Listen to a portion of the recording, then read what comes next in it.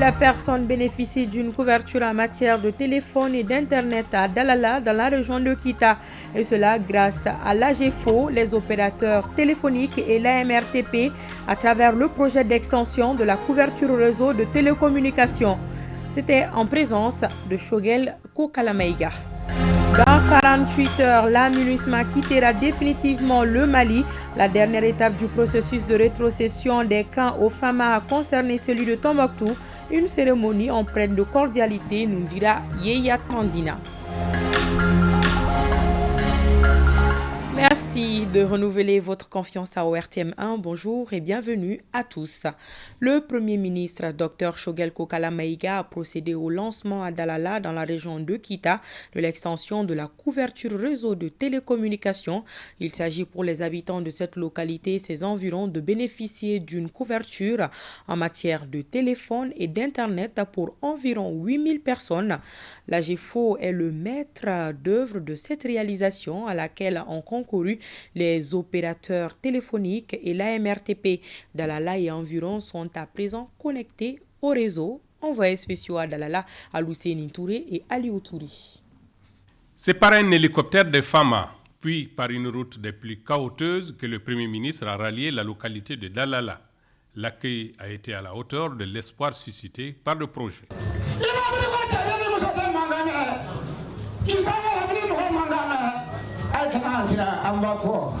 L'agence de gestion du Fonds d'accès universel, dont la mission principale est d'assurer la couverture réseau des territoires ruraux ou ceux éloignés, s'investit inlassablement dans cette quête. C'est dans ce cadre que se situe le lancement du présent projet d'extension de la couverture réseau dans la commune rurale de Sirakoro. Une opération que l'on doit en grande partie à l'opérateur Move Africa Mali, mais aussi à tous les autres opérateurs télécoms et à l'AMRTP. Les attentes de nos populations sont nombreuses, mais elles sont raisonnables. Et il nous revient à nous, AGFO, de monter en puissance pour servir l'espérance des Maliens. Demain, nous sommes certainement attendus ailleurs. Les demandes déjà ne cessent de nous parvenir pour montrer que nous ne devons plus nous tromper de chemin, que nous devons être constants et que nous devons être respectueux de vos orientations stratégiques. Donc cet événement auquel nous assistons est l'aboutissement d'un projet de connectivité téléphonique qui va viser 46 localités à travers le pays. Ce projet pilote est donc un modèle sur lequel nous allons opiner pour mieux bâtir une connexion du territoire. De façon spécifique, il s'agit d'offrir un meilleur service téléphonique aux couches sociales qui sont mal desservies, de bénéficier d'un outil de communication moderne adapté aux nouvelles technologies et capable d'évoluer avec celles-ci, de proposer une solution opérationnelle évolutive et qui s'intègre aux technologies existantes déjà déployées par les opérateurs de téléphonie mobile. À terme, ce projet d'extension permettra de connecter plus de 8000 usagers. L'extension continue car s'inscrivant dans une politique de rapprochement des services aux usagers. Le président de la transition rappelle à tous les instants que le centre de gravité du pouvoir de la transition, c'est le peuple. Donc chaque membre du gouvernement, dans son domaine, résout les problèmes des populations à la base. Et ici à Dalala et dans la région de Kita, il y avait un très grand problème. Les populations n'avaient pas la communication. Les gens montaient sur les arbres, ils montaient sur les toits. Les communications empêchaient les populations de travailler comme elles voulaient. Donc, conformément aux orientations du chef de l'État, le conseil d'administration de l'AGFO, dont je suis le président, avec l'accord bienveillant de tous les autres membres, a donné de nouvelles instructions à l'AGFO. C'est dans le cadre de ces instructions qu'aujourd'hui cet organisme se déploie dans tout le Mali pour amener le téléphone dans les écoles, Internet dans les écoles, donner des communications privées à la haute administration avec le redéploiement de l'administration dans le pays que le ministre de l'administration est en train de réaliser. Et le téléphone dans toutes les zones. Ils ont donc un projet pilote de 40 localités qui commence à être mis en œuvre. Et je suis venu ici à Dalala pour vous montrer l'engagement des hautes autorités de la transition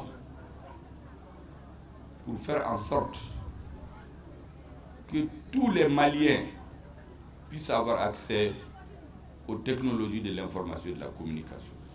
Le développement de nos contrées passe aussi et surtout par le développement des moyens de communication. La mise à disposition des NTIC est un des volets importants dans le rapprochement des administrations des administrés. La connexion du village de Dalala à la toile est fortement saluée également par le ministre de la Communication, les légitimités traditionnelles et les autorités administratives. C'est ce que nous dit Mamadi Alioubari. C'est désormais une réalité. L'interconnexion réseau de l'agence de gestion du fonds d'accès universel dans le village de Dalala, commune de Sirakoro dans la région de Kita. Le lancement de ce projet d'extension de la couverture du réseau à Dalala est déjà perçu par la communauté venue des 15 villages de Birgou et de la Guinée-Conakry comme un moyen fiable d'avoir accès au monde du numérique. Ici, c'est Dalala. Toute ma reconnaissance à l'endroit de son Excellence Assimi Goïta. Tous les Birgo dans son histoire n'oubliera jamais cette marque d'assistance aux populations. Que tous vos souhaits pour ce Mali se réalisent grâce à Dieu. L'événement qui nous réunit aujourd'hui est d'une importance capitale. Il met fin à plus de 30 ans d'attente. La transformation numérique du territoire à travers la poursuite de la couverture des réseaux en zone rurale et la réalisation du réseau de 60 mètres, et à Dalala s'inscrit en droite ligne de la volonté du plus haute autorité de la transition sous le leadership de son Excellence, le colonel Assimi Goïta, président de la transition, chef de l'État. Ici, au centre d'Azefo de Dalala, plus de 70 plaques solaires assurent le fonctionnement et l'ouverture des lieux a permis de créer de l'emploi local pour la jeunesse de Dalala et environ. Nous retenons globalement que ce n'est qu'un début. L'AGFO, qui est le maître d'ouvrage de cette activité, permet de le faire, un projet de 40 localités.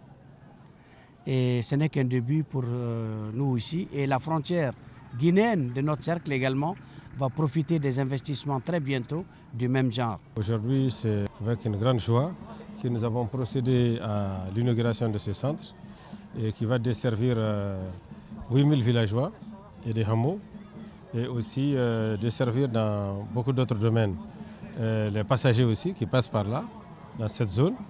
Et notre souhait, c'est de l'étendre très prochainement à d'autres localités pour enfin finir par couvrir toutes les zones rurales du Mali et parfaire la couverture téléphonique du pays. Les techniciens de l'AGFO rassurent que le centre de Dalala servira également de moyen pour contribuer à la mise en œuvre de la stratégie nationale dans le domaine des télécommunications et des technologies de l'information et de la communication.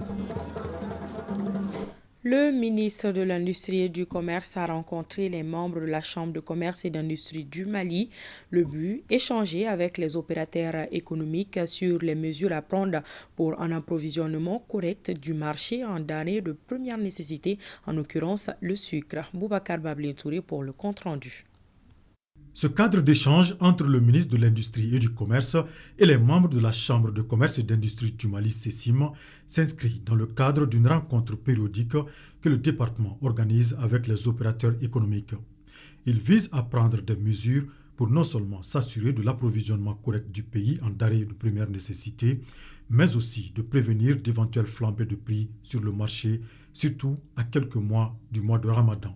Nous avons examiné particulièrement l'approvisionnement du Mali en sucre, et notamment dans la perspective du mois de Ramadan qui s'annonce pour le 11 mars 2024. L'État lui-même a pris des dispositions en procédant au cantonnement de 25 000 tonnes dans la production du soukala et de N-soukala, de façon à assurer une distribution correcte de ce denrée de première nécessité qu'est le sucre pendant le mois de Ramadan. Mais en plus de cette disposition prise par le gouvernement, nous avons échangé avec la Chambre des commerces et d'industrie du Mali comment aujourd'hui prendre par anticipation des mesures de façon à assurer l'approvisionnement correct du marché pendant le mois de Ramadan en matière de sucre. Nous prenons l'engagement que les Maliens ne connaîtront pas de problème pour ce qui est de l'accès aux denrées alimentaires pour les mois de Ramadan qui s'annoncent. Au sortir de cette rencontre, le ministre se dit rassuré et confiant pour ce qui est de l'engagement de l'État et les opérateurs économiques à tout mettre en œuvre pour l'approvisionnement correct du marché et la stabilité des prix. Les nouvelles des FAMA sur le terrain, les vecteurs aériens de l'armée malienne ont effectué 2 frappes hier dans la région de Kidal, précisément au nord-est. Le bilan de ces opérations est de 6 terroristes neutralisés et un pick-up détruit. Comment tout cela s'est passé, c'est dans ce commentaire de Abdoulaye Sako. Au cours de leur patrouille et en fonction des renseignements reçus, nos vecteurs aériens ont repéré aujourd'hui 6 terroristes sous un arbre à 98 km au nord-est de Kidal. Au moment où ces ennemis de la paix peaufinent leur plan avant de s'attaquer à une infrastructure militaire, au-dessus d'eux, nos vecteurs aériens préparaient 6 tickets d'entrée pour les envoyer à l'enfer.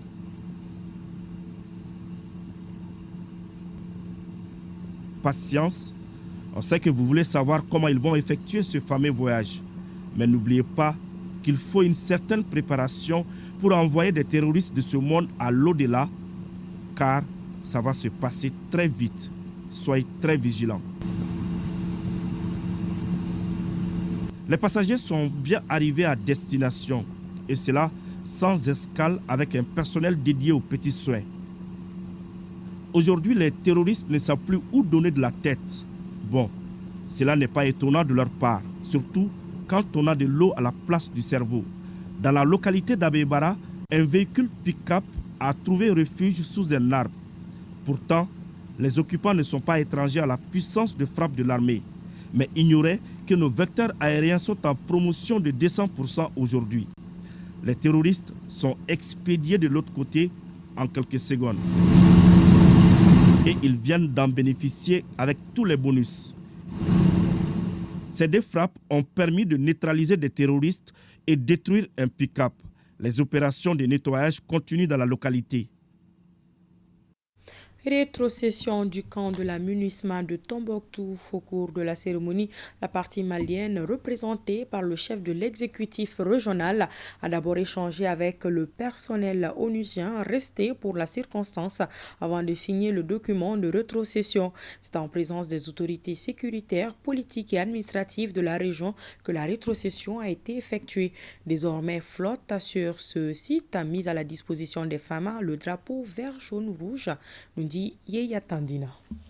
Ce 28 décembre s'est effectuée la rétrocession du camp de la MINUSMA aux autorités régionales de Tombouctou. Cette étape, qui s'est déroulée en présence des représentants onusiens et des autorités maliennes, marque le début de la phase de liquidation au Mali. C'est dans une ambiance de convivialité que les 2 parties ont procédé à la signature des documents et des propos de reconnaissance de part et d'autre ont été tenus. Je tiens aussi à exprimer ma profonde gratitude et mon profond respect à l'ensemble du personnel civil et uniforme qui contribuait au succès de la mission à fil de ces ans. J'aimerais rendre hommage à ceux qui ont conçu les sacrifices ultimes au nom de la paix et de la sécurité au Mali. Ce camp de Tombouctou, bâti sur une superficie de plus de 50 hectares, sera désormais sous la responsabilité des forces armées et de sécurité, à travers le chef de l'exécutif régional.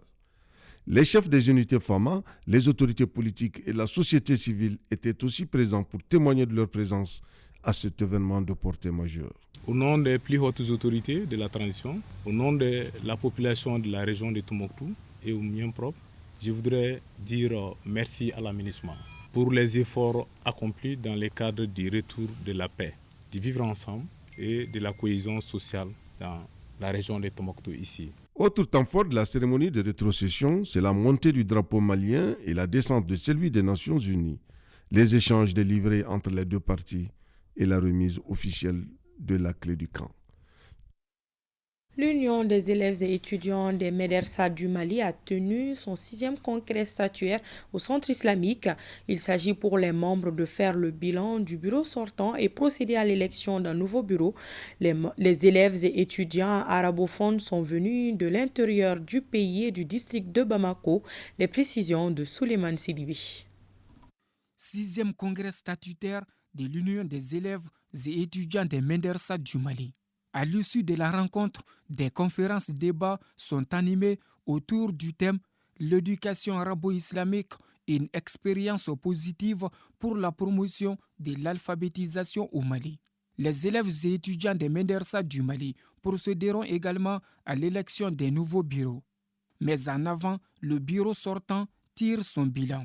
Nous avons eu à réaliser pas mal de choses également. Faire la démarche au sein des structures concernées pour les droits de nos jeunes frères et sœurs arabophones. Également faire en sorte que cette association puisse être connue chez beaucoup de personnes, plus précisément chez les autorités, au plus niveau. Voilà. Ensuite, formation des candidats arabophones au baccalauréat et des formations de développement personnel, de l'entrepreneuriat. Le chef de cabinet du ministre des Affaires religieuses félicite les membres du bureau sortant et prodigue des conseils au nouveau bureau. Nous félicitons les bureaux sortants qui nous a fait un bilan élogieux, n'est-ce pas, de ce qu'ils ont eu à faire pendant les 2 années précédentes. Et au bureau entrant, nous leur disons félicitations d'office parce que le bureau n'est pas encore installé à mon avis. Et nous leur avons donné comme conseil, qui dit Médersa dit arabe. Qui dit arabe, c'est la tendance religieuse qui est musulmane. Donc tout simplement pour qu'ils soient nos ambassadeurs, n'est-ce pas, auprès de l'opinion nationale et internationale, comme quoi l'islam n'est pas une religion de violence, l'islam n'est pas une religion de terreur. Le 6e congrès de l'UNEM est parrainé par le premier vice-président du Haut Conseil islamique du Mali. Occasion pour lui d'inviter les jeunes à se donner la main pour le bonheur des Médersa du Mali. C'est tout pour cette édition. Merci de votre attention. Au revoir.